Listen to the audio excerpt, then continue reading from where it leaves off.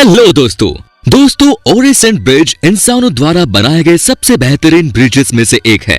इसका underground tunnel world wide famous है। आज मैं आपको ओरिसेंट ब्रिज के बारे में कुछ अनसुनी चीजें बताऊंगा, तो बने रहिए मेरे साथ वीडियो के अंत तक। ओरिसेंट ब्रिज माल्मो स्वीडन और कोपेनहेगन डेनमार्क में लोकेटेड है। ये डेनमार्क और स्वीडन के बीच बने जल संधि को एक आर्टिफिशियल आइलैंड पेबरहोम से जोड़ता है। इस ब्रिज की खास बात ये है कि ये दोनों रेल और मोटरवे के तौर पर काम करता है और ये यूरोप का सबसे बड़ा रोड और रेल ब्रिज है। इसकी लंबाई 8 किलोमीटर है और ये स्वीडिश कोस्ट को आर्टिफिशियल आइलैंड पेबरहोम से जोड़ता है। फिर वहां से 4 किलोमीटर का ड्रोडेन टनल पेबरहोम को डैनिश आइलैंड आमेजर से जोड़ता है। ये ब्रिज स्कैंडिनेवियन पेनिनसुला के रेल और रोड नेटवर्क्स को सेंट्रल और वेस्टर्न यूरोप से जोड़ता है। डेटा केबल इस ब्रिज को सेंट्रल यूरोप और स्वीडन का इंटरनेट ट्रांसमिशन का महत्वपूर्ण स्रोत भी बनाता है।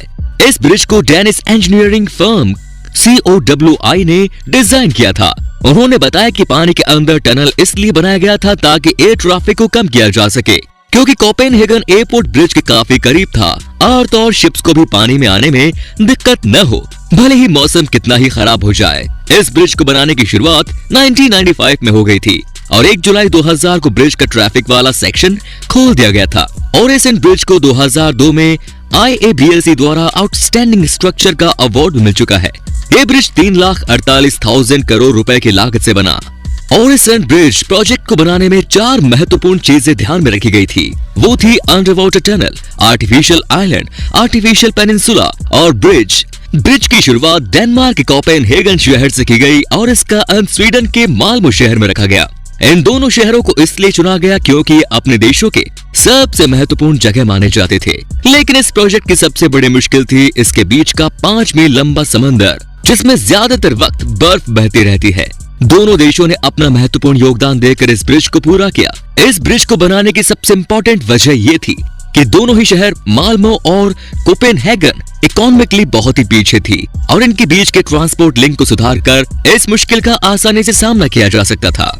ये ब्रिज करीब 4 किलोमीटर लंबा है। इसके साथ ही 204 मीटर के बड़े पैलोन्स लगे हैं, जो कि 490 मीटर के ब्रिज को आसानी से सपोर्ट देते हैं। इस ब्रिज को केबल स्टे डिजाइन भी कहा जाता है। ब्रिज पर 2 लेवल्स बनाए गए हैं।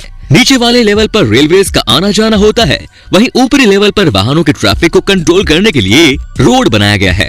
ब्रिज के ज्यादातर हिस्सों को जमीन पर बनाया गया था, फिर एक बड़े फ्लोटिंग क्रेन की मदद से उन्हें ट्रांसपोर्ट किया गया। ब्रिज के आखिरी छोर पर पेबरहोम का आर्टिफिशियल आइलैंड बना है, जिसे इंसानों द्वारा ही कीचड़ और मिट्टी से बनाया गया।